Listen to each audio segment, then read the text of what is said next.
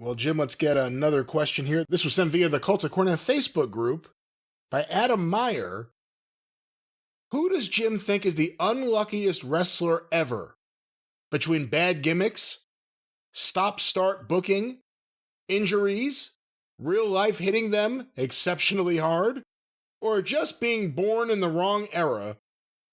Who was one or two bounces going their way from being a much bigger star? Oh, good Lord. That's completely out of the blue.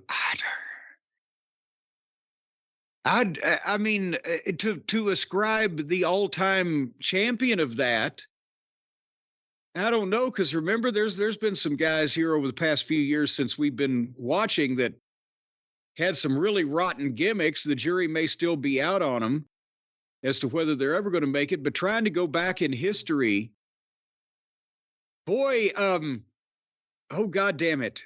Poor Earthquake, when he left the WWF, he was a shark. He was the whatever. He had a lot of bad gimmicks in WCW. They gave Big Bubba a lot of bad gimmicks in WCW, but they had already made it originally. And then it was just a trademark infringement problem where they had to change.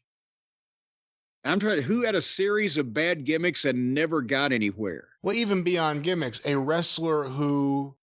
Or bad booking or was bad unlucky. Whatever. Just unlucky. I mean, it can't be someone who just did damage their own career, through drugs or alcohol or anything else, but just someone who the luck never worked out for.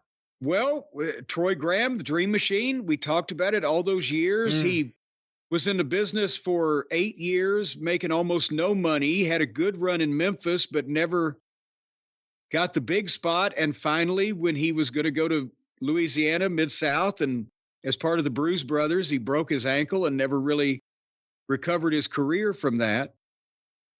We were just talking about that. That was pretty, and he went through all kinds of gimmicks. He was Troy T. Tyler. He was Troy Graham, Troy Hippie Graham, the Dream Machine. With a mask on, the Dream Machine unmasked, the Bruise Brothers.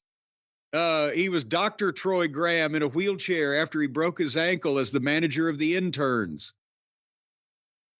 And he was one fucking good break away, and then he had a bad break.